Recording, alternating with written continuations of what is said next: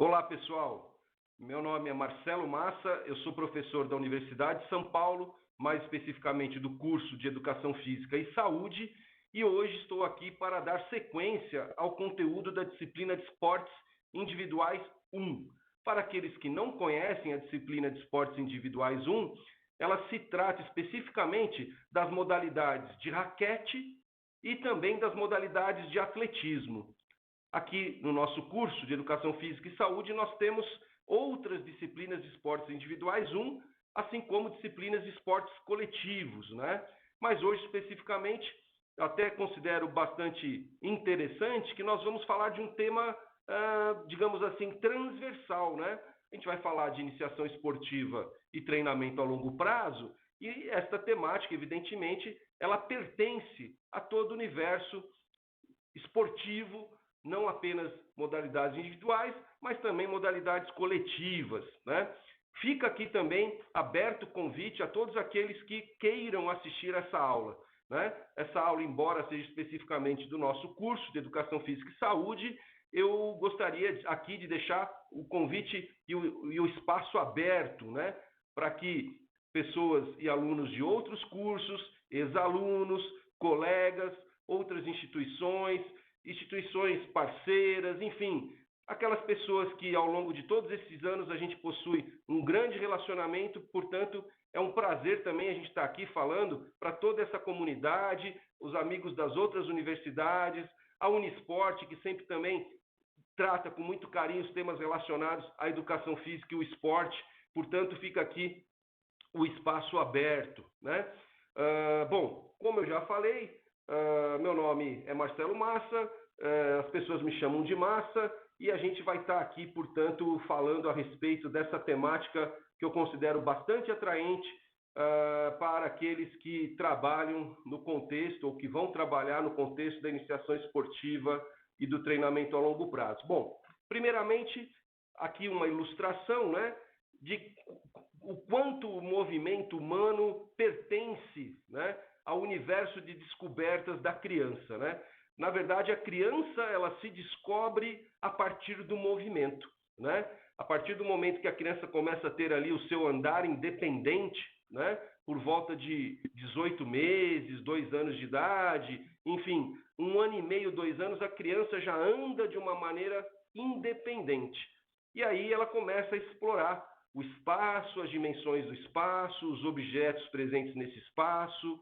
Enfim, ela começa a se relacionar com o mundo que está ao redor dela, e é interessante, obviamente, que essas descobertas sejam prazerosas, que podem se dar tanto ao acaso, nas brincadeiras junto à família, aos irmãos, aos amigos, mas também pode se dar em ambientes, vamos dizer assim, premeditados, né? Planejados por profissionais da nossa área, né? Essas brincadeiras gradualmente vão dando lugar a gestos que se aproximam até, por vezes, da prática esportiva, mas esse não é o objetivo principal, né?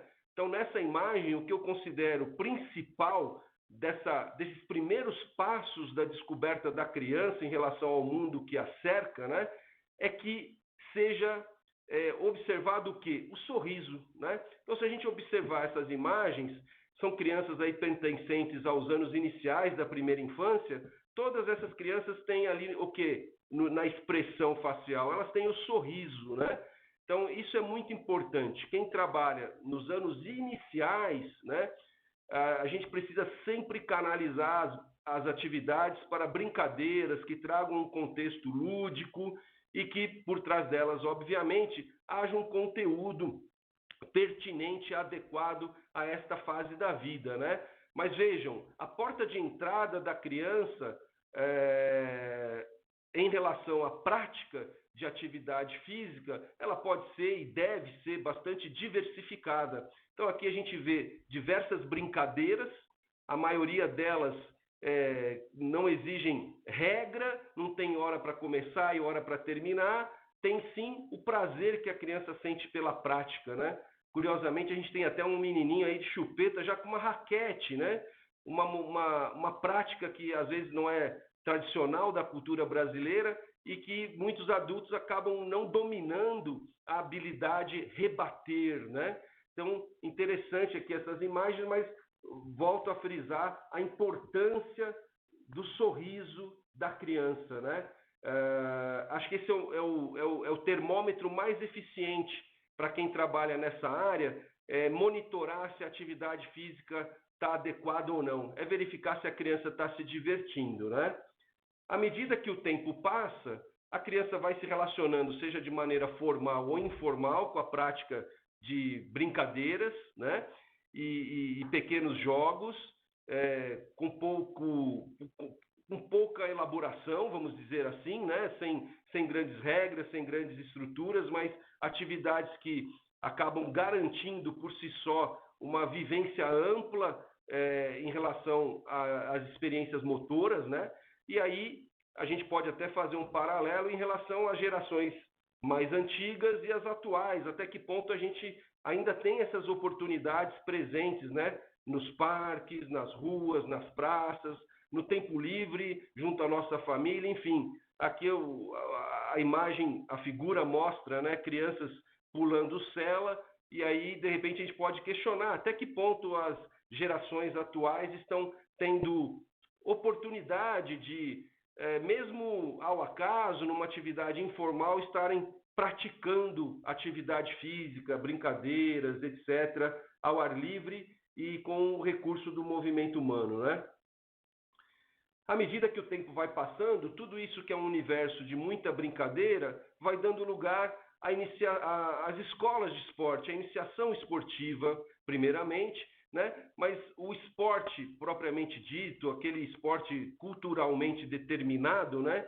Obviamente ele entra por vários canais, né? Então a gente liga a televisão, está lá o esporte, o pai no final de semana vai assistir a um determinado campeonato ou uma competição e leva os filhos.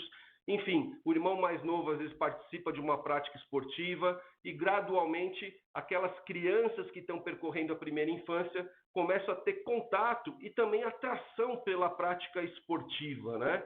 Então aqui a gente vê crianças que estão migrando aí nas fotografias, né? Da primeira para a segunda infância, e a gente percebe que é um ambiente extremamente promissor, né? Para que a criança possa continuar se desenvolvendo por meio do esporte, né? Tendo o esporte como uma ferramenta para o desenvolvimento motor, né? Então aqui a gente vê crianças se divertindo em diferentes modalidades esportivas, e isso seria o desejável, né? Que ela pudesse experimentar, que ela pudesse degustar o maior número possível de modalidades nesse período entre a primeira e segunda infância, né? Cabe aqui um parênteses, estou considerando primeira infância aquele período que vai em média de 2 até mais ou menos 6, 7 anos, e segunda infância aquele período que vai de 7 a cerca de 10, 12 anos de idade. A grosso modo, a gente pode compactar dessa forma, né? A partir disso, a gente tem claramente que o esporte é um elemento de atração muito grande para as crianças, né? Pela beleza, né? Pela plasticidade, enfim, por toda a cultura que envolve o movimento esportivo. Penso que isso é muito favorável para quem trabalha na iniciação esportiva e nas escolas de esporte, porque o esporte por si só já é muito atraente. Então, se nós soubermos utilizar essa atração a nosso favor para fazer um trabalho correto, aí sim fica uma prática qualificada, e é justamente isso que a gente vem aqui apresentar na aula de hoje. Quais seriam as etapas desse processo, não apenas da iniciação esportiva, mas do treinamento a longo prazo? Evidentemente, quando uma criança começa a praticar esporte, as famílias, os adultos de maneira geral, colocam uma série de expectativas, né? Às vezes a própria criança conhece a história dos ex-atletas, dos grandes nomes e ídolos do esporte, né? E óbvio que ela sonha com isso, mas ainda de uma maneira muito ingênua, né? Sobre, gostaria de ser atleta, né?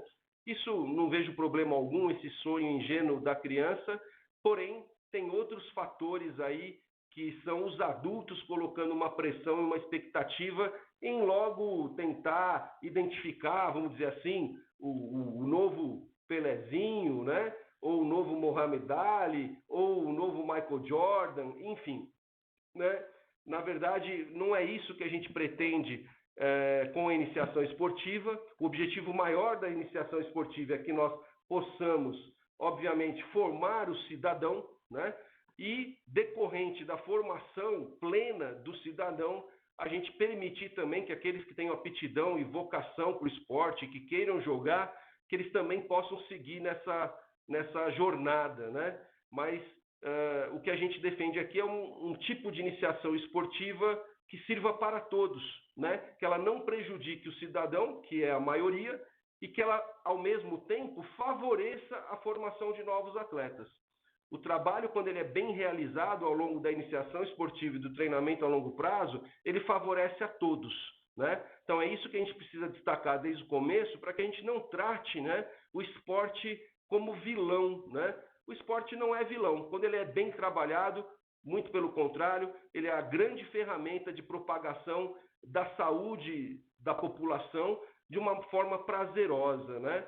Quando a gente percebe que os adultos têm que fazer atividade física para a saúde, é porque a gente já perdeu a batalha contra a saúde, já é tarde, né? Na verdade, quando a gente trabalha bem, desde a infância, a linguagem do esporte formando o cidadão, a saúde acaba vindo de presente para as pessoas, né? Porque elas acabam praticando atividade física por prazer e, consequentemente, acabam se tornando pessoas mais saudáveis, né? Muito bem. Nessa perspectiva de iniciação esportiva, principalmente, a gente precisa ter alguns cuidados, né? Então, a gente precisa ver com bastante cautela a maneira, né, que devemos iniciar no esporte. Então, eu coloquei aqui a imagem no centro de uma criancinha já com uma bola de futebol, como se ela vivesse 24 horas do dia pensando em futebol, né? E aí eu escrevi iniciação esportiva precoce e mais abaixo especialização esportiva precoce. Então, qual que é a cautela aqui, né? O que a gente discute como ideal, né, é que a criança tenha oportunidade de se descobrir através do movimento. E para que isso seja feito de maneira satisfatória, a gente precisa, obviamente, considerar desde os primeiros anos de vida. Então, a gente falou ainda agora há pouco que a partir dos 2 anos de idade, a criança começa a ter ali o andar independente. Não significa que a partir disso a gente vai prepará-la para ser um atleta. Negativo. Caso a gente fizesse isso, entraríamos pela linha da especialização esportiva precoce, né? Então, o problema não é iniciar cedo, o problema é como nós iniciamos, né? A gente começar a brincar desde cedo é saudável. A gente especializar desde cedo é uma armadilha muito perigosa, né? Então, para a literatura esportiva, a especialização esportiva precoce é a maior inimiga da formação do cidadão e, consequentemente, do atleta. Desculpe. Então, a gente tem que tomar cuidado, né? Tomar cuidado com esses termos, né? Iniciação esportiva e especialização esportiva parecem termos muito parecidos, mas, na verdade, são diferentes. Um deles é indicado e o outro é contraindicado. Então, a gente precisa afastar as crianças do risco da especialização esportiva precoce, e isso vai ficar pontuado também nas imagens que veremos a seguir, certo? Bom, aqui a gente tem aquele cenário de porta de maternidade, quando uma criança nasce, os familiares brincando, né? Ah, vai ser engenheiro quando crescer. Aí o outro diz, não, vai ser professor. Aí o outro diz, não, ele vai ser advogado, ele vai ser químico, ele vai ser artista, ele vai ser atleta. Isso é uma brincadeira que é feita quando nasce uma nova criança na família, né? E os amigos, os familiares, todos ficam em festa e começam a brincar com esse exercício aí de futurologia, né? O que a criança vai ser quando crescer, né? Essa brincadeira é saudável, depois ninguém retoma essa história para ver se aquilo que foi falado, né, necessariamente acabou se concretizando, porque não passa de uma brincadeira, né? Mas, por outro lado, a gente tem o quê? O trabalho infantil, né? O trabalho infantil não é uma brincadeira e, por vários motivos, é uma prática altamente, né, condenada, né? Ela vai contra os direitos da criança e do adolescente. Então, eu quis fazer esse paralelo de imagens. As imagens que estão à direita, evidentemente, até são chocantes, que mostram crianças em situações deploráveis, né? De sobrecarga física, emocional, enfim. É óbvio que a gente condena o trabalho infantil. Mas o que eu estou querendo provocar aqui de raciocínio quando eu coloco essas imagens, né? Eu estou querendo dizer que quando a gente faz uma especialização esportiva precoce, é como se estivéssemos promovendo o trabalho infantil. Então, a especialização esportiva precoce, ela não é uma brincadeira. Ela é uma questão, inclusive, de ética profissional. Ela deveria ser uma questão até de cassação do exercício e do direito de exercer a nossa profissão. Quando a gente faz uma especialização esportiva precoce, a gente está submetendo as crianças diariamente a uma sobrecarga de treinamentos inadequados para a idade, e não só na questão física, mas também na questão emocional, na exigência por resultados imediatos, né? Na exigência por altos desempenhos, na exigência, né, de uma disciplina e de um tipo de prática que não tem nada de lúdico, né? Então, quando a gente entra pelo caminho da especialização esportiva precoce, é como se nós estivéssemos promovendo para a sociedade um trabalho infantil permitido pela lei, né? O adulto, ele olha a especialização esportiva precoce e ele acha, às vezes, bonito, que ele fala, nossa, olha essas crianças, que belezinha, elas estão treinando como se fossem adultos, né? Tem pai que acha isso maravilhoso, tem dirigente de clube que acha isso maravilhoso, né? Então a gente tem que ter muito cuidado. O trabalho infantil é muito parecido com a especialização esportiva precoce. E pior, eu diria, porque a especialização esportiva precoce, diferentemente do trabalho infantil, ela é aplaudida pela sociedade. A sociedade acha bonito. Então, quer dizer, centenas, milhares de crianças, milhões de crianças ao redor do mundo são diariamente trituradas pela especialização esportiva precoce. Então, como eu falei anteriormente, o esporte ele não é proibido, né, para a criança, para os jovens. Ao contrário, ele é muito favorável. A diferença é como nós vamos trabalhar com o esporte nas diferentes faixas etárias. Então, a gente precisa deixar bem claro, desde sempre, que especialização esportiva precoce não é uma opção. Não é uma opção, né? As brincadeiras da internet, por exemplo, elas estão aí, elas circulam no WhatsApp, que bonitinho, olha o bebezinho fazendo ginástica, olha o outro cabeceando, isso é bacana.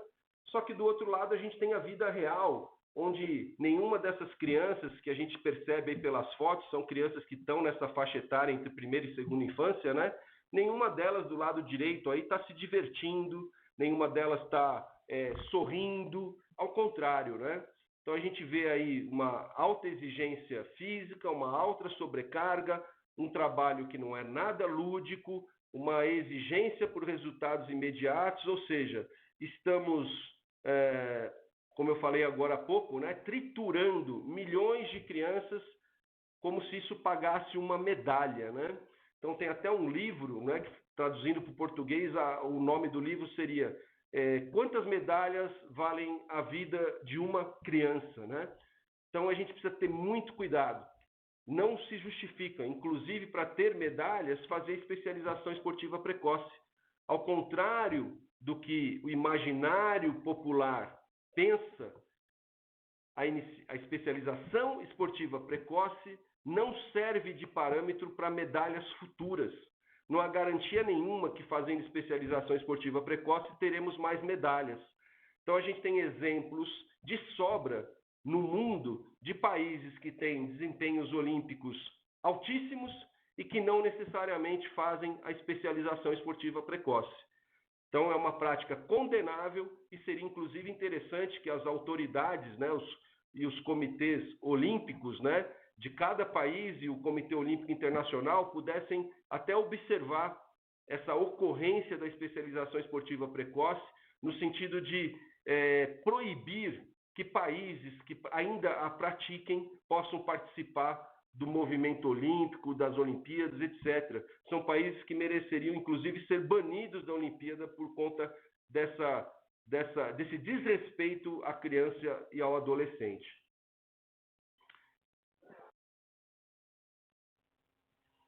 Deixa eu ver se esse vídeo aqui roda, pessoal. Espera só um instantinho. Vamos ver. Vamos voltar aqui. Enfim, isso daqui era um vídeo que ilustrar essa situação das crianças chinesas. Ele não está rodando aqui, mas, enfim, depois a gente consegue compartilhar isso de outra maneira. Quem tiver interesse em assistir pode me enviar o link, né? Esse próximo aqui é um vídeo curioso, né? Porque é uma coletiva de imprensa, só que é uma coletiva de imprensa diferente. O vídeo é bem curtinho, eu vou deixar ele rodar. O áudio está em inglês, talvez nem todos entendam, seja pela qualidade do áudio, enfim, mas já já eu explico, tá? Então vamos observar o vídeo.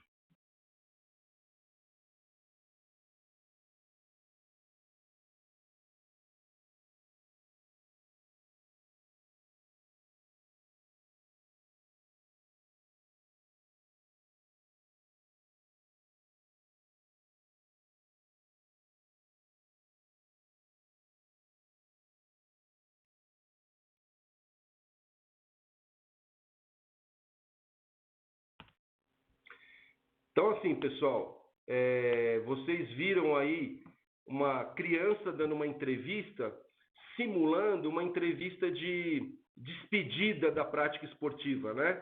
Simulando aquelas entrevistas que os atletas fazem quando estão se aposentando da carreira de atletas de alto nível, né?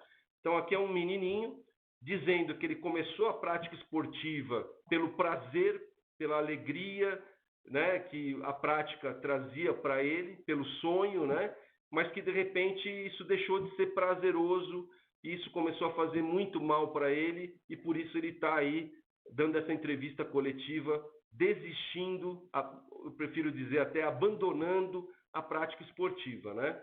Então, obviamente, isso tem tudo a ver com o que a gente estava aqui falando sobre a diferença entre uma iniciação esportiva precoce e uma especialização esportiva precoce. No caso, evidentemente, esse menino, sem dúvida nenhuma, passou por uma especialização esportiva precoce. E aí um dado dessa campanha mundial que está sendo realizada, então esse vídeo aqui, ele foi produzido por essa campanha, né?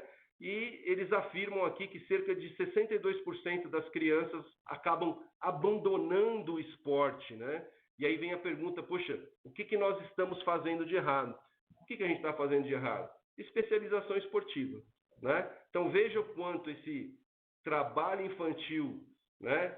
Especialização esportiva precoce pode trazer prejuízos severos para a criança, inclusive o abandono precoce, né? Aqui eu vou trazer algumas fotos, que são fotos só para a gente refletir. Não são fotos para a gente fazer julgamentos, etc., né? Mas essa foto aqui, para quem não está reconhecendo, é o Maradona, e essas outras fotos também são o Maradona. Então é indiscutível a gente dizer que o Maradona, sem dúvida nenhuma, é um dos maiores jogadores de futebol de todos os tempos, mas o que a gente está questionando é o ciclo da vida, né? É o impacto que aquela prática esportiva teve na vida, ao longo do ciclo da vida dos atletas, né? Então, ele é um ídolo, sim, ele é um ídolo. Se a gente pensar pelas questões materiais, poxa, se ele ganhou dinheiro, sim, ele ganhou dinheiro, mas qual foi o papel do esporte ao longo do ciclo da vida dele, né? Como é que ele se relacionou com esse processo de formação esportiva em longo prazo, considerando inclusive o momento em que ele deixou de praticar o futebol? Como é que foi a sequência da trajetória de determinados atletas, né? Não só do Maradona, são imagens para a gente refletir, né? Aqui a gente tem um outro atleta, talvez alguns até não se recordem, aqui a gente tem o Ian Thorpe. Então, o Ian Thorpe foi um verdadeiro fenômeno das piscinas, né? E ele ganhou um punhado de medalhas e todo mundo imaginava que sequência ele teria na natação. E aí, muito antes que a maioria das pessoas pudessem imaginar, o Ian Thorpe decidiu abandonar as piscinas, né? Então, poxa, o que será que acontece, né? O sujeito, na hora de chegar no ápice do seu desempenho, ele abandona, né? Então, são questões para a gente refletir, né? Será que é o esporte que provoca isso? Ou será que é a maneira que nós estamos trabalhando o esporte que gera esse tipo de comportamento, né? Então, são questões para a gente refletir. Bom, aqui é uma outra história que eu considero até um contraponto em relação às anteriores, porque aqui tem uma foto desse grande atleta ainda criança brincando na praia, aí tem ele aqui ao lado de uma prancha de surf, e aí muita gente poderia dizer, poxa, deve ser alguém do surf. Aí de repente a gente vê ele adulto surfando, muito legal, e a gente vê que por acaso ele é o Guga, número 1, já foi número 1 do tênis, né? Então olha que interessante a trajetória de vida do Guga, que continua pegando onda, que continua brincando de jogar tênis, que continua batendo uma bolinha de final de semana com os amigos, que tem uma instituição, um instituto, né, que promove, né, aí uma melhor oportunização de prática, não só esportiva, mas em outros domínios do conhecimento para outras crianças que talvez não tivessem a mesma oportunidade que ele, né? Então a gente vê um sujeito que ele, embora tenha deixado de jogar tênis profissionalmente, que ele continuou aderente não apenas à prática esportiva, mas que ele é um sujeito inserido, né? Socialmente, culturalmente. Então ele transita em diferentes dimensões, né? Ele se relaciona com as pessoas, ele se relaciona com o mundo, enfim, ele continua, né? Então essa é uma história que me chama a atenção, né? De alguém que ao longo do processo continuou aderente, né? À prática esportiva, à prática de atividade física, e não somente isso, um sujeito que antes de qualquer coisa é um grande cidadão, é um grande exemplo, né? Então, até que ponto a gente pode, portanto, usar, no bom sentido, o esporte como um meio de desenvolver pessoas, sem que isso ocorra em detrimento da formação do cidadão e sem que isso ocorra em detrimento da formação do atleta. É possível fazer isso?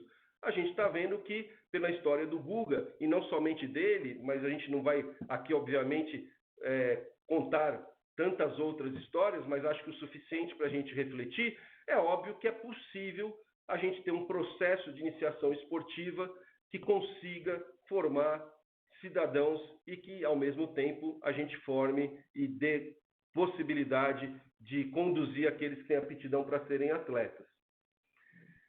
Bom, aqui, essa história também eu acho muito interessante, não é um atleta brasileiro, mas veja, são fotos dele ao longo da vida. Então, na infância ele jogando beisebol, depois ele se tornando uma das maiores lendas do basquete norte-americano e mundial. Aí a gente tem ele de novo, depois que fez uma pausa aí como profissional de basquete, jogando beisebol, jogando golfe, tocando piano. Então, olha que interessante também o quanto o Michael Jordan continuou aderente à prática esportiva e o quanto o movimento faz parte da vida dele, né? Então, ser atleta é um desdobramento natural que emerge de um cidadão pleno, que foi formado não apenas pela vertente esportiva, mas também dos outros domínios do conhecimento, né? Então, imagine você um sujeito que joga basquete, joga beisebol, joga golfe, toca piano, um repertório motor amplo, né? E isso automaticamente demonstra que ele não passou por uma especialização esportiva precoce, que isso fique claro, né? Sujeitos de repertório motor diversificado tendem a ter passado por uma formação esportiva multilateral. que é o caso do Jordan, que a gente percebe que ele tinha aí habilidades motoras diversificadas e que foram usadas a favor dele para o alto desempenho no basquete, consequentemente. Então, o que a gente está querendo mostrar para vocês, sobretudo do curso de Educação Física e Saúde, é que o esporte, ele não é, e não é justo que a gente coloque um rótulo de vilão no esporte. Infelizmente, criaram, né, esse dilema a respeito do esporte, onde, na verdade, não há nenhum problema da criança praticar esporte, ao contrário, né? Desde que isso seja feito da maneira correta ao longo das diferentes etapas da iniciação esportiva ao treinamento a longo prazo. Então, o que a gente quer é justamente promover um trabalho que preserve o sorriso da criança, principalmente nesses anos iniciais entre primeira e segunda infância. O sorriso tem que estar presente na prática esportiva, né? O esporte, como a gente falou, é um elemento de grande atração, né? E isso nos ajuda e que a gente possa utilizar essa atração da melhor forma possível. Então, aqui a gente vai caminhar ainda, né, pontuando e detalhando esses aspectos da iniciação esportiva e do treinamento a longo prazo, dizendo que quando a gente especializa a criança precocemente, quais são os riscos, né? Então, o primeiro risco é o desenvolvimento unilateral dessa criança. O segundo risco é perturbar esse desenvolvimento físico, o equilíbrio biológico, que são pré-requisitos, inclusive, né, para o desenvolvimento da criança saudável, né? Quando a gente intercorre na especialização esportiva precoce, a gente acaba provocando o overuse, o overtraining, as lesões, que é o caso daquele vídeo ali da criança que estava abandonando o esporte, né? Esse quadro eu acho interessante também porque, para além dos prejuízos que a gente acaba gerando nos aspectos físicos, de desenvolvimento físico, né, a gente tem aí também os prejuízos para a saúde mental das crianças, né? Então, quando a gente promove uma especialização esportiva precoce, a gente aumenta o estresse da criança, a gente aumenta a ansiedade da criança, algumas crianças começam a apresentar problemas aí para as relações sociais, assim como uma queda de motivação, né? Então, a criança, num primeiro momento, ela chamou a atenção dos pais no sentido, poxa, eu quero praticar esporte, eu quero aprender tal modalidade, eu quero ir para tal escolinha de esporte, né? Mas passa ali 1, 2, 3 semanas, ela não quer mais. E por que ela não quer mais? Porque o trabalho, às vezes, está seguindo esse rumo da especialização esportiva precoce e está afetando a motivação e a aderência da criança, né? Que mais? Aqui, um quadro que eu acho bastante ilustrativo entre o que acontece quando fazemos uma especialização precoce e quando fazemos o programa multilateral. Então, sempre frisando, a especialização precoce, ao lado esquerdo da tela, é aquilo que a gente condena, né? Não devemos fazer. O maior inimigo da formação do cidadão e também do atleta é quando a gente promove a especialização precoce. Do lado direito, a gente tem o programa multilateral, que é uma iniciação esportiva que pode começar cedo, que pode ser precoce, desde que, obviamente, respeite princípios do desenvolvimento da criança. Então, esse programa multilateral é aquele que seria o recomendado, né? A especialização precoce, por que ela é atraente? Por que ela mascara, né, como sendo algo interessante? Porque quando a gente promove a especialização esportiva precoce, o resultado ele vem muito rápido, né? Então, isso é perigoso. Isso mascara, isso faz o treinador achar que está fazendo a coisa certa. Isso faz a família entender que parece ser o melhor trabalho, porque os resultados começam a vir rapidamente. No programa multilateral, os resultados são mais lentos, eles demoram para acontecer. Na especialização esportiva precoce, o melhor resultado já é alcançado aos 14, 15 anos, ou seja, já é o ápice do desempenho. E aí, momentaneamente, as pessoas pensam que aquela criança é muito talentosa, porque ela está desempenhando muito melhor que as demais. mas não é verdadeiro isso. Na verdade, ela já está atingindo o ápice do desempenho da vida dela. No programa multilateral, o ápice do desempenho ele chega por volta dos 18 anos, que é quando a criança, obviamente, não é mais criança, já está madura e, portanto, é o momento de maturação, é o momento ideal para atingir o melhor desempenho. Na especialização precoce, a partir do momento que a criança tem, o jovem, né, o melhor desempenho por volta dos 14, 15 anos, a tendência é que ele comece nas etapas seguintes a apresentar uma inconsistência de desempenho em competições. Então já começa a ter oscilações, né? E aí é que as pessoas começam a interpretar, puxa, o que aconteceu? Ganhava tudo antes, agora não ganha mais, né? Na verdade, o que aconteceu foi uma especialização precoce. E todo mundo se deixou levar, né, pela atração que momentaneamente ela traz. Por isso ela é tão perigosa. Do programa multilateral, por sua vez, uma consistência de desempenho em competições, né? Então o resultado vem na hora certa e a partir de então, já na fase adulta, esse atleta começa a ter consistência, né? Muitos atletas na especialização precoce desistem por volta dos 18 anos, enquanto que no programa multilateral a tendência é que haja uma vida esportiva longa.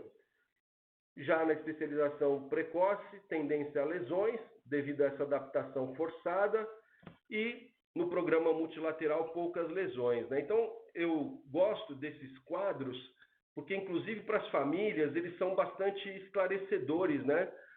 Porque eles deixam muito claro, assim, o risco da especialização precoce, um risco silencioso que as pessoas não percebem, né? E o quanto o programa multilateral, que às vezes é tratado como uma prática ingênua e sem efeito, né? Porque parece uma brincadeirinha, o quanto ela é promissora, né? Então a gente tem exemplos, inclusive falando de esportes individuais, né? No próprio tênis, a gente tem exemplos de tenistas brasileiros, né? Acho que um caso emblemático é o Marcelo Saliola, que abandonou a prática e ele tem relatos interessantíssimos sobre a especialização precoce e o impacto que ela teve nas decisões que ele tomou de se afastar da prática profissional do tênis precocemente, quando ele era justamente apontado como a grande promessa, a grande revelação do futuro do tênis, não só brasileiro, mas mundial, né? A gente tem ainda no tênis a possibilidade de acompanhar a história incrível, né, que Nadal, Federer e Djokovic têm construído aí ao longo das últimas 2 décadas aí, né, vamos dizer assim. Então veja há quanto tempo eles se mantêm, né, com poucas lesões, se recuperam, voltam, se desafiam e continuam em altíssimo nível, nos blindando, né? Nos brindando, melhor dizendo, com essa prática esportiva longa, né? De longevidade, né? Na modalidade. Então são questões para a gente pensar, né? E o cuidado que a gente deve ter com a especialização precoce. Para aqueles que pudessem em algum momento questionar, mas a especialização esportiva precoce, ela realmente atrapalha? Sim, a gente já falou e deu vários motivos aqui que ela atrapalha. Mas o trabalho multilateral lhe favorece? Sim, ele favorece, né? Então, inclusive aqui nessa ampulheta do David Gallahue, né? Então, o pessoal está fazendo aula aí de crescimento e desenvolvimento motor, aqueles que já são formados conhecem bem essa literatura do David Gallahue, né? Então, aqui a gente tem todas as fases motoras e a gente tem um momento aqui que se chama fase motor especializada. Onde que está o equívoco, né? A fase motor especializada começa aos 7 anos. E tem pessoas que não leem o livro, ou leem superficialmente, ou não entendem, ou não se atualizam, e acabam interpretando que aos 7 anos já é a faixa etária recomendada para fazer a especialização. E as pessoas deixam de considerar algo que o Gallahue deixa muito bem demarcado, inclusive aqui nessa figura, né? Que de 7 a 10 anos é o estágio transitório da fase especializada. De 11 a 13 anos é o estágio de aplicação da fase especializada. e 14 anos para cima, aí sim seria o estágio de utilização permanente. Ou seja, a grosso modo, a especialização é recomendada que seja feita apenas a partir dos 14 anos. Então aqui a gente precisa colocar ênfase, porque é um conteúdo muito importante. Então, 14 anos é a idade recomendada para que ocorra a especialização esportiva. Se a gente pegar a grande maioria das modalidades esportivas, futebol, basquetebol, handebol, futsal, voleibol, atletismo, enfim, a maioria das modalidades esportivas, a literatura é unânime. Se recomenda que a especialização ocorra apenas a partir dos 14. Modalidades que tendem a ser mais precoces em relação à média é o tênis, as modalidades de ginástica, as modalidades acrobáticas e balísticas, né? Elas tendem a ser mais precoces. Talvez não por conta da necessidade, mas por conta das regras que ainda predominam nas federações e confederações. Enquanto tiver campeonato de alto nível para crianças mais novas, alguém vai prepará-las para serem campeãs, né? Então, os campeonatos, antes dos 14 anos, eles podem e devem existir. O que a gente está questionando aqui também é o como esse campeonato é conduzido, é o como ele é aplicado, é o como ele interfere na exigência que vai ser colocada para a criança. Mas, evidentemente, a competição ela deve existir. A gente não está questionando isso, e isso precisa ficar claro. É o tipo de campeonato, é o tipo de competição, né? Mas aí alguém pode estar se perguntando, poxa, o que é então esse período, esse estágio, né, transitório de 7 a 10 anos? Estágio transitório, se vocês forem buscar a leitura do livro do David Gallagher, que eu recomendo, o livro se chama Compreendendo o Desenvolvimento Motor. O estágio transitório se refere a atividades que possam promover a combinação das habilidades básicas anteriormente adquiridas. Então, isso que eu acabei de falar é muito importante, né? Na fase motora fundamental, é o momento de a criança adquirir habilidades básicas e desenvolver essas habilidades básicas até o estágio maduro, né? Então, a gente está vendo aqui 6, 7 anos, estágio maduro. Qual que é o pré-requisito do estágio transitório? O pré-requisito do estágio transitório é que a criança comece a utilizar as habilidades maduras que ela recebeu na fase anterior em combinações. Então, ela vai correr e saltar, saltar e arremessar, correr e quicar e girar, né? Correr, saltar e arremessar, enfim. É o momento de a gente bolar brincadeiras, jogos e atividades diversas que elas possam combinar as habilidades básicas anteriormente recebidas. Esse é o estágio transitório, ainda bastante lúdico, ainda podendo usar muita brincadeira, ainda, obviamente, já podendo usar muito esporte, mas esporte como um meio de desenvolver essas combinações de habilidades básicas. Aí a gente vai estar fazendo corretamente, né? E de 11 a 13 anos? 11 a 13 anos é o momento onde a criança, já munida desse amplo repertório motor que foi adquirido e combinado com grande diversificação de movimentos, 11 a 13 anos é o momento onde ela vai começar a aplicar esse amplo repertório motor empregado às modalidades esportivas que ela gosta de praticar.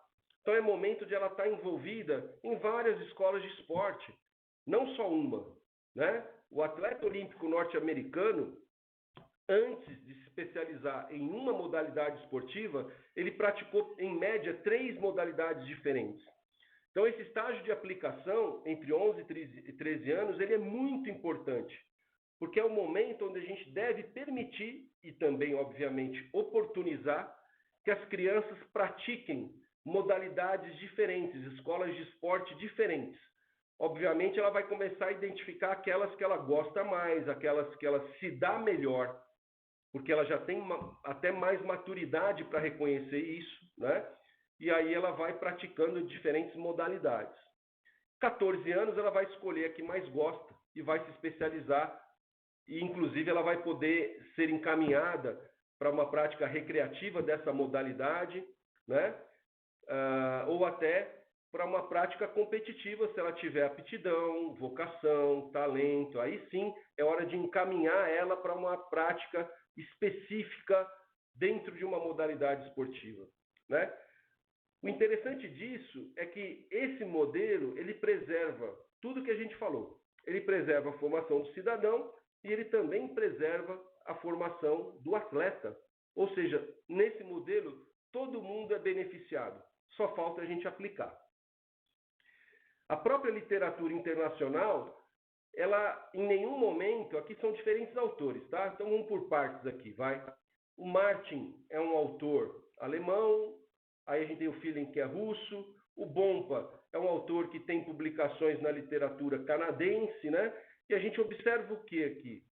Que o início, né? Todos eles falam sobre treinamento a longo prazo, né? Então, etapas do TLP. TLP é treinamento a longo prazo. Desculpa. E o que eles estão dizendo aqui? Eles estão dividindo o treinamento a longo prazo em várias etapas. Alguns mais etapas, outros menos etapas, mas enfim. O que eu quero que vocês observem aqui, única e exclusivamente, é que nenhum deles está dizendo que o início já tem que ser especializado. Percebe?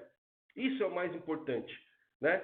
Seja qual for o autor, qual for a origem, sempre está dizendo, olha, o início, formação básica geral, preparação preliminar, preparação multilateral, ou seja, ninguém está falando que tem que especializar, né?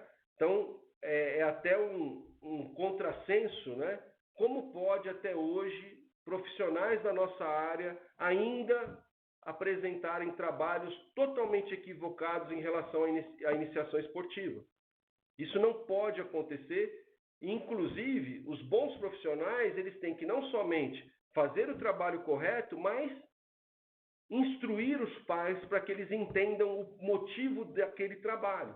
Por que trabalhar o multilateral e por que não trabalhar a especialização precoce, né? Vamos lembrar que as famílias, né, elas acompanham o desenvolvimento dos filhos e no esporte mais ainda, o que é bom, mas a gente precisa trabalhar junto às famílias, instruindo também, porque eles vão questionar. Poxa, lá naquela outra escola de esporte está sendo feita especialização, eles estão ganhando tudo e aqui meu filho está perdendo, e aí? E aí que você tem que explicar para ele quais são os riscos da especialização precoce e quais são os benefícios de um programa multilateral. Na literatura nacional, nem vou me estender, porque aqui a gente tem autores como o Greco e o Gomes, né? E a gente percebe que, embora eles dividam em mais etapas, e não vejo problema nenhum nisso, até muito interessante, são duas literaturas aí clássicas da nossa área, que vale a pena também a leitura, mas percebam que ninguém menciona aqui que a primeira fase deva ser especializada. Então, a primeira fase sempre é uma preparação geral, básica, preliminar, enfim. Cada autor aqui deu o nome para a sua teoria, né? Como se fosse um filho, mas quando a gente analisa a teoria, elas respeitam os mesmos princípios, basicamente. Recentemente eu até postei isso na minha rede social, no Instagram, que é um estudo aqui de 2019 sobre uma revisão sistemática a respeito da especialização precoce. E esse estudo ele conseguiu concluir o quê? Né? Que, de fato, a especialização precoce não é garantia de bons desempenhos futuros, né? Então, esse imaginário popular ele não se sustenta, né? Especialização precoce, não é necessária para a obtenção de sucesso nos altos níveis de desempenho, ou seja, ela só prejudica e não traz benefício nenhum. Atletas de elite, continuando, geralmente se especializam entre as idades de 14 e 15 anos, ou seja, vai ao encontro de toda a literatura relacionada ao crescimento e desenvolvimento, à maturação, ao desenvolvimento motor, à teoria do treinamento a longo prazo. Então está claro nesse estudo, né? Atletas de elite se especializam perto dos 14 e 15 anos. Quem se especializa antes, o que acontece aqui? Acaba não chegando ao alto nível, ou até chega, mas não com altos desempenhos como se imaginava. Então, depois quem quiser visitar lá no Instagram é massa.usp, tem lá algumas postagens que eu acabo ali em pequenas pílulas compartilhando com o pessoal, né? Então, mais uma vez aqui, a gente condenando a especialização esportiva precoce.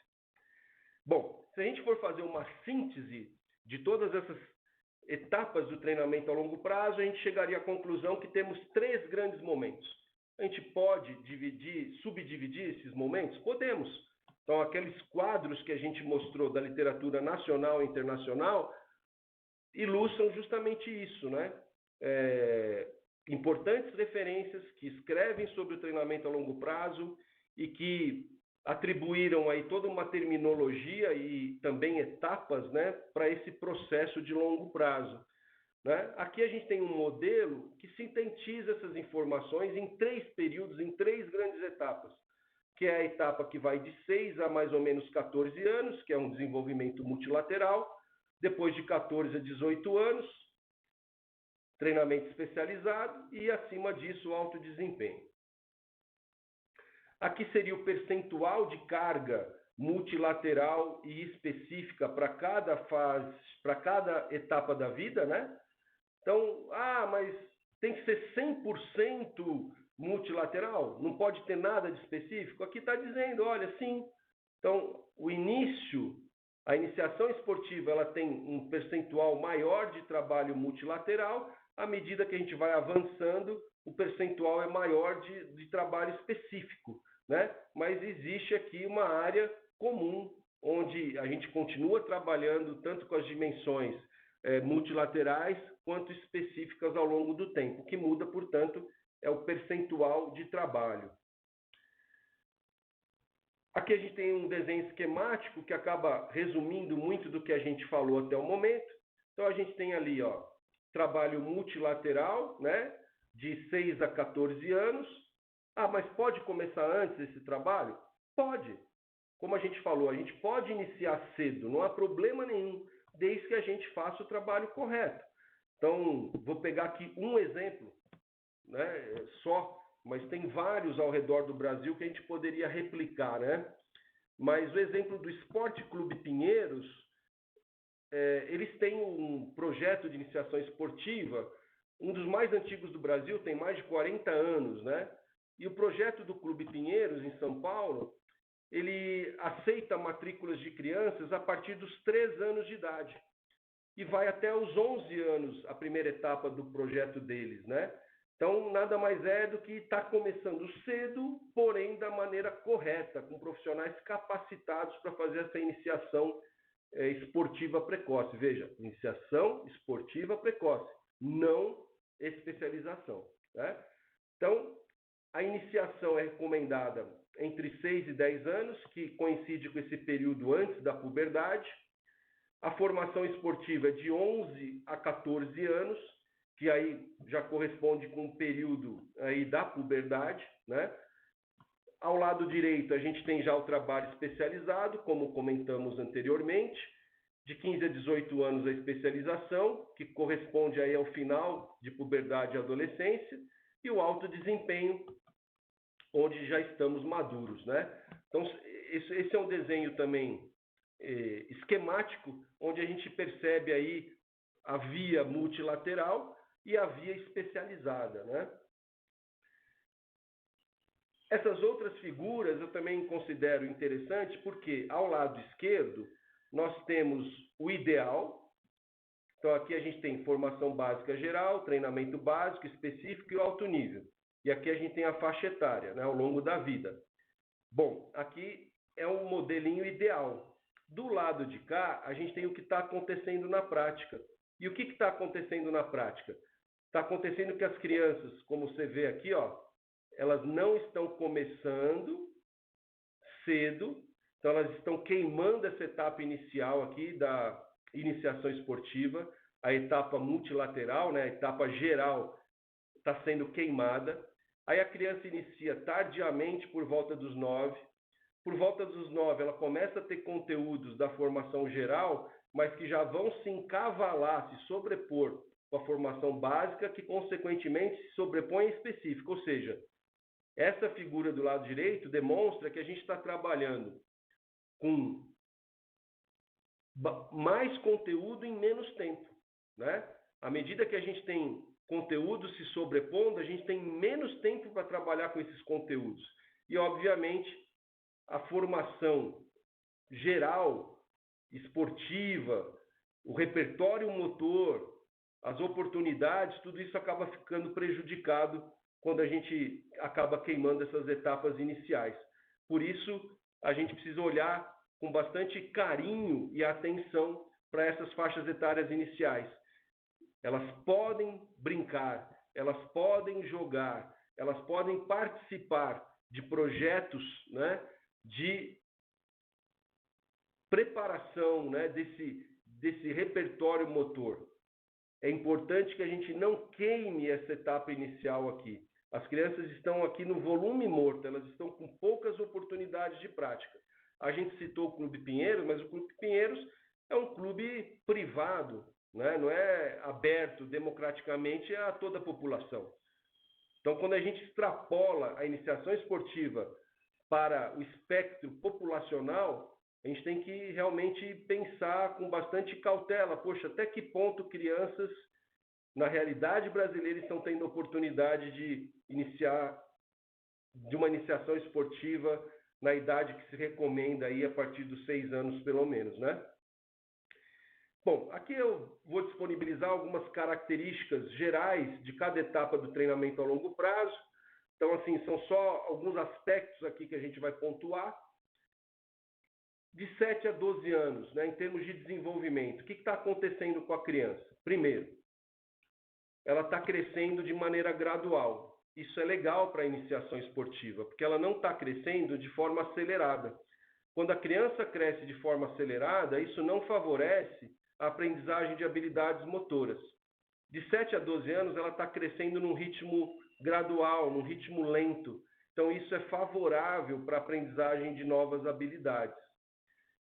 Os membros estão crescendo mais rapidamente quando comparados às outras partes do corpo.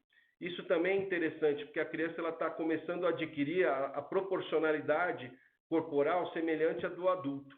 Nas fases anteriores, a criança ela ainda é bastante desproporcional, né? A cabeça ainda é grande em relação às outras partes do corpo quando a gente pensa nas proporções de um adulto. De 7 a 12 anos, as proporções já estão ficando bastante equilibradas. Então, isso favorece também a aquisição de habilidades motoras. O equilíbrio se torna mais eficiente, os padrões motores básicos estão mais refinados, né? Isso se ela teve oportunidade de, desde criança, começar a brincar, ela tende a chegar próxima dos 7 anos já com uma prontidão para a aquisição de novas habilidades, né? Ela também possui maior maturação e, com isso, tende a ter maior coordenação e controle físico. E isso que a gente citou aqui acaba sendo, vamos dizer assim, características, né, que justificam o motivo dessa faixa etária chamada aqui de segunda infância, como a gente falou anteriormente, 7 a 12 anos, ser sensível para a iniciação esportiva. Ela é importante, ela deve ser aproveitada da melhor maneira possível para a iniciação esportiva. Ainda falando das características de desenvolvimento de 7 a 12 anos, a gente tem um aumento continuado da força e resistência, ou seja, a criança naturalmente está passando por esse aumento, por essa maturação. A coordenação óculo-manual, ou seja, a relação olhos-mãos, né, também está passando por uma maturação. Isso favorece a aquisição de habilidades manipulativas, né, como o arremessar, o receber, o quicar, enfim, tantas outras habilidades. De 7 a 12 anos, a criança também já possui maior capacidade de concentração para acompanhar, né, as aulas, as brincadeiras, aquilo que está sendo proposto na atividade. Outro ponto favorável é o grande espírito de aventura. Criança de 7 a 12 anos, ela tem menos freio, né? Então, ela acaba se entregando à prática, mesmo que ela não conheça, ela está mais aberta à aprendizagem e ela também tem menos medo, né, de se expor à atividade, né? Então, esse espírito de aventura da criança é bastante interessante também e deve ser aproveitado. Uma observação importante é que no final da segunda infância, ou seja, entre 10 e 12 anos, algumas crianças começam a entrar na puberdade. Então, quem trabalha com segunda infância precisa ter um olhar mais sensível, principalmente nesse final, para começar a observar aquelas que por algum motivo já estão indo para a puberdade. Elas vão começar a se comportar de maneira diferente e isso, inclusive, pode trazer momentaneamente alguma vantagem para o desempenho físico, né? Ao passo que algumas já vão estar indo em direção à puberdade, do ponto de vista hormonal, isso pode momentaneamente favorecê-las, né? Para os alunos de Educação Física e Saúde, a gente vai ver esse conteúdo na disciplina ainda ao longo desse semestre. A gente vai aprofundar isso na disciplina de crescimento e desenvolvimento motor, né? Aqui na disciplina de esportes individuais, alguns de vocês já fizeram essa disciplina e outros estão cursando. Então, quer dizer, esse conteúdo aqui sobre diferenças individuais a gente ainda vai percorrer. 7 a 12 anos, características de treinamento. Como já falamos, é uma fase universal, ou seja, multilateral. É um momento ótimo para aprendizagem de habilidades motoras.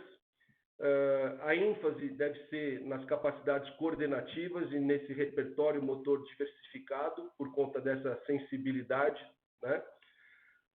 As capacidades coordenativas, elas são a base motora necessária para que depois a gente possa adquirir as habilidades mais complexas. Ainda de 7 a 12 anos, esse processo de ensino, aprendizagem e treinamento, obviamente, deve respeitar a idade da criança e o nível e a experiência motora dela.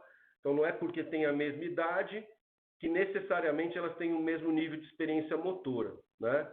Então, uma coisa é a idade cronológica, a outra é o tempo de experiência motora que cada uma delas traz quando chega para a nossa aula, né? O aspecto lúdico deve ser a prioridade nesse trabalho de 7 a 12 anos. Né? Então, a gente já falou isso também, estamos apenas pontuando. De 13 a 14 anos, já entramos na puberdade, né? Com isso, a gente citou anteriormente, no caso dos meninos, existe um aumento, né, da estatura, do peso, da força. Meninos acabam tendo o incremento da testosterona e, por isso, começa a ter um avanço no seu desempenho das aptidões físicas, né? Existe de 13 a 14 anos também o estirão de crescimento. Em média, ele vai acontecer nessa fase. E, obviamente, embora em média o estirão ocorra nessa fase, existem variações individuais que a gente já citou e que serão descritas na disciplina de crescimento e desenvolvimento motor, né? Mas, em síntese, tem crianças que passam pela puberdade num ritmo médio considerado, normal, né? Então, que vão passar por esse surto de crescimento perto dessa faixa etária de 13 e 14 anos. Tem meninos e meninas que vão passar por esse surto de crescimento, né, pela puberdade, de uma forma precoce. Então, alguns vão começar com 10 anos de idade, vão começar mais cedo, e outros, de repente, vão iniciar o surto de crescimento tardiamente, depois dos 14 anos, né? Então, é uma problemática bastante presente nessa faixa etária da puberdade que merece toda a atenção e, por isso, veremos esse conteúdo na disciplina de crescimento e desenvolvimento motor. De 13 a 14 anos é o momento para refinamento das habilidades motoras anteriormente adquiridas. Já falamos disso, inclusive, quando a gente fez aquela observação naquela ampulheta de desenvolvimento motor do David Gallahue. Lembrando que não tem como a gente refinar o que a gente não possui. Então, por isso que as fases motoras anteriores a gente não deve especializar. Porque se a gente especializar, a gente diminui o repertório motor. Diminuindo o repertório motor, não tem como eu refinar. Eu só vou poder refinar um repertório muito pobre, né? Então, não há como refinar o que a gente não possui. Mais um motivo de a gente trabalhar a iniciação esportiva dentro de um princípio de muita diversidade motora, dentro de um programa multilateral, sem especializar precocemente. De 13 a 14 anos, por conta desses fatores todos, há uma tendência do desempenho ter uma evolução significativa. Já aqui nos anos finais, 15, 16, 17 anos, uma fase denominada como pós-pubere, né? O ritmo de crescimento aí, já passamos pelo surto, gradualmente ele vai diminuindo, ocorre a maturação e a consolidação de todas as estruturas, né, do rendimento. Esses jovens, em termos de treinamento, eles estão chegando aí já num desempenho específico, já bem próximo, né, do que seria o alto desempenho. Eles têm uma maior tolerância às cargas de treinamento. Eles, portanto, já podem e devem aprimorar a preparação física, sobretudo aqueles que estão pensando em alto desempenho ou serem encaminhados para categorias competitivas do esporte de rendimento, né? Eles precisam ser preparados para essa maior tolerância às cargas que são exigidas pela etapa seguinte do treinamento e, portanto, já é um momento de identificação daqueles que apresentam aptidão e que querem seguir para o alto nível. 18 anos em diante, já é uma fase considerada, do ponto de vista maturacional, como fase adulta. Há uma plena maturação de todas as estruturas morfológicas e funcionais e seria uma etapa final de processo de treinamento. Daí por diante, a gente pode caminhar em direção ao altíssimo nível ou a uma utilização permanente, seja por hobby, por lazer, na nossa vida diária, né? Para aqueles que forem encaminhados para o alto nível, há um aumento considerável de volume e de carga de treinamento. Os métodos que serão aplicados daí para frente tendem a ser mais específicos para aprimorar aí as funções técnicas e táticas. Há uma busca incansável, né, pela obtenção do mais alto desempenho para aqueles que serão atletas e da manutenção desse desempenho maior parte de tempo possível, né? Não basta chegar ao alto nível, quem for direcionado para o alto nível, ele precisa permanecer por mais tempo, né, de uma maneira sem grandes oscilações, né? Então, aquilo que a gente falou do Federer, do Nadal, do Djokovic, se a gente até for pegar exemplos de modalidades coletivas, né, a gente tem aí o Cristiano Ronaldo, o Messi. Então, eles têm lesões, mas eles oscilam um pouco. Então, eles chegaram a alto nível e estão mantendo isso por um longo período de tempo.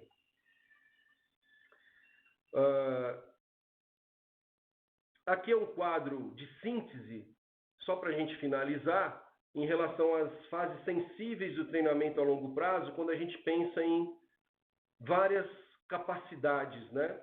Então, a gente vê aqui no início desse quadro, aqui a faixa etária, tá? De 8 a 20 anos, né? Então, a coordenação, ela é essencial desde sempre, e depois a gente aperfeiçoa e mantém. Algumas variáveis de aptidão física, de força, né? Elas iniciam, por exemplo, a força máxima, quando que eu devo iniciar o trabalho? A partir dos 14, força rápida a partir dos 10. Então, aqui, ó, resistência geral, eu inicio aos 8 anos. Então, é um quadro de síntese, né, que eu acho interessante a respeito de momentos sensíveis para a gente começar a dar estímulo de diferentes capacidades físicas, tá bom?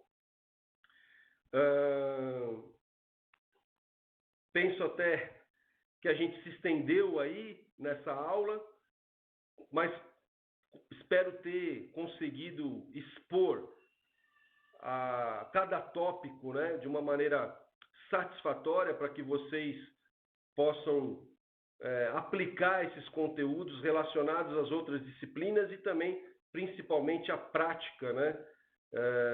A gente deu uma ênfase aqui procurando discriminar bem uma iniciação esportiva multilateral dos riscos de uma especialização esportiva, assim como descrevemos, né, todo o processo de treinamento a longo prazo. Eu deixo aqui, portanto, o meu obrigado a todos aqueles que acompanharam essa videoaula. Deixo também aqui meus contatos, né? E espero encontrá-los em breve, seja numa nova videoaula, seja presencialmente. Valeu, pessoal. Até mais. Tchau, tchau. Muito obrigado.